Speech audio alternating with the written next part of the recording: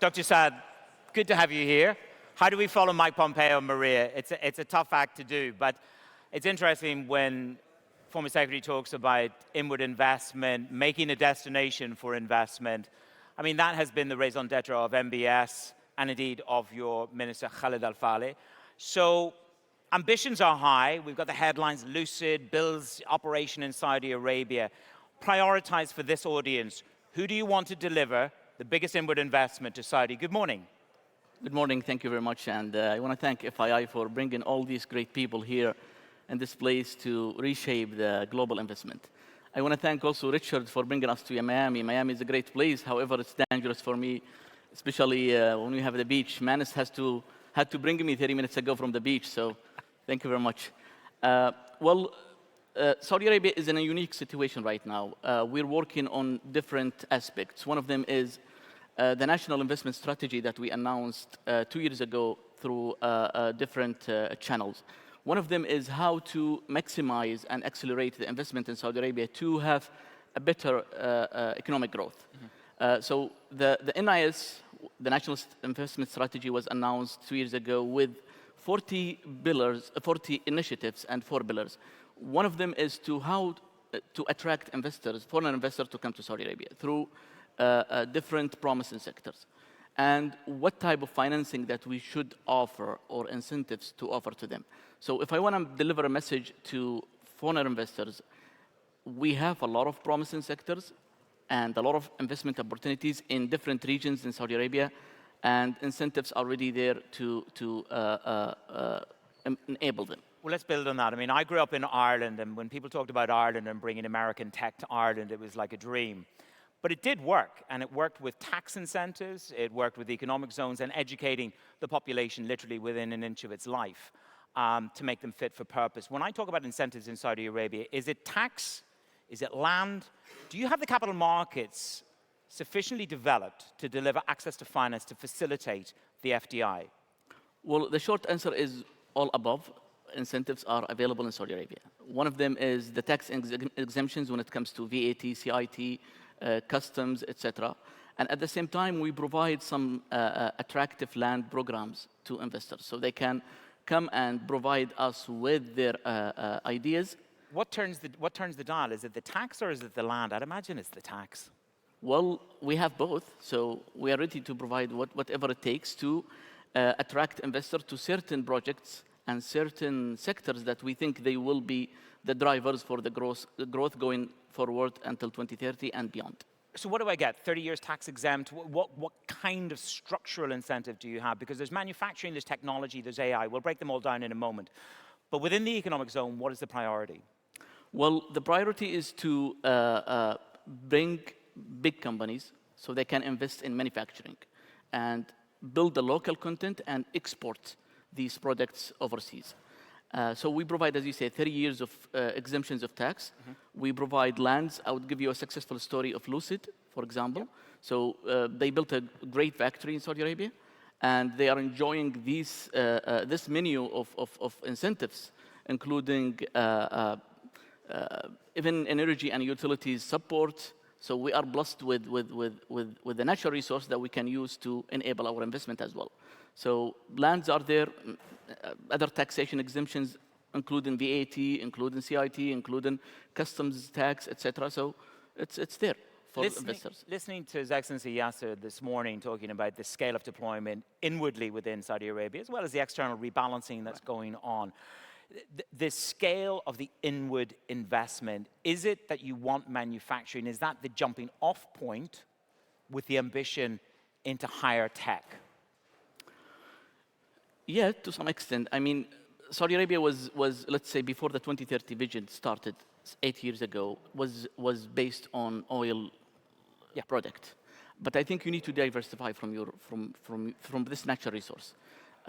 Diversifying the economy and make it more productive through the sectors that will lead and make the economy more sustainable. So manufacturing is one of them.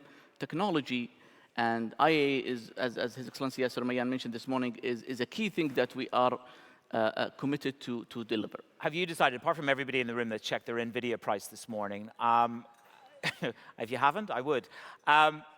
which part of AI, it's such a monolithic term, AI, I want to be big in AI, we want to be big in AI. Well, which portion of AI, have you gone through the process of deciding which portion of AI and the chips business is going to be critical to Saudi's success? It is, and the intention is really serious about AI. I mean, 2 years ago, there was a announcement of semiconductors program to localize it in Saudi Arabia and make sure that you start building infrastructure for it and export overseas. So we had also signed some agreements and deals with China, for example, on semiconductors, chips, and when it comes to AI, I think if you want to have more productive and sustainable investment, that's the way to go forward and tap in that field. We've just finished a conversation with the former Secretary Pompeo, and he's talking about stability. The elephant in the room when it comes to FDI is about security. We have hot conflict in the region.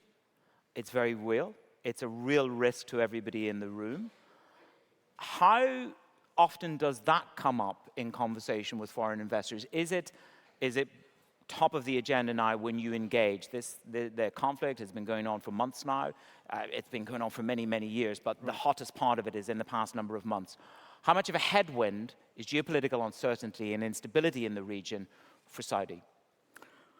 Well, as you said, it has been for a while in the region and even in different regions. However, there is always a risk, but the good thing is when you have a mitigation plan or a management for any risk, then you can go through it easily. So far, the numbers say something different. I mean, we never been noticing a decline in interest by investors to come to Saudi Arabia. The numbers of companies, global companies, giant companies coming to Saudi Arabia is increasing on a daily basis. The interest from the demand side to find more opportunities in Saudi Arabia is increasing. The numbers of FDI or even the local investment is growing. So in 2022, we grew by 30%. Comparing to the previous year. Even in 23, so far, we have about 15 to 20% growth in GFCF investment. FDI is growing by 20%. So we have not noticed anything impacted the plan of the investment in Saudi Arabia. However, it's in the interest of Saudi Arabia to have peaceful region and everywhere. So, but we have not noticed any issues coming to the country. Plus, we have excellent regulations that protect the investors' money. The investment law that will be announced in a few months will have an excellent idea of how investors can have a peace of mind when they bring their money to Saudi Arabia. We have investors' protection system. Since 2016 until now, we have launched more than 650 reforms that can have regulations in the interest of investors when they come to Saudi Arabia. Let's have a little bit of friendly rivalry. I've just spent the past 6 years of my life in Dubai, and it was always the ambition of the UAE relative to Riyadh to have governance and regulation that was globally appealing. Are you kicking the UAE in terms of, are you meeting and matching them on regulation and reform? No, not really. I mean, okay, let's say Saudi Arabia was a sleeping giant. As a country, and it has a lot of plus natural resources, a lot of good things in the economy. So I think everyone has the right to go and shape your economy as you want. However, UAE is a friend; they are brothers, and it's not about kicking anyone else. I mean, it's about how you build more sustainable economy and make sure that you really maximize the benefit of your investment and save something for the next generations. Look, from a fiscal point of view, I look at Saudi Arabia. Oil's done a $10 ban this year. The talk of $100 oil, which would give you and Khalid Al-Falih a great deal more to spend in terms of incentives. So I look at the fiscal headwinds, I look at the deficit, I look at where the plans are for the kingdom, and I'm curious to know, is that going to constrain you in the ministry in any way? Not really, actually.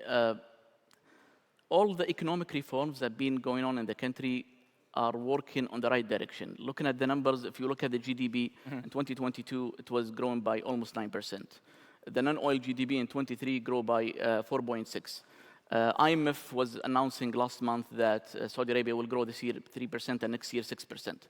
So these indicators give you the outcomes of the economy are going in the right direction and positive direction. However, I think we have a lot to do to make sure that we keep the same momentum and we keep the growth of the economy and the investment in the right direction.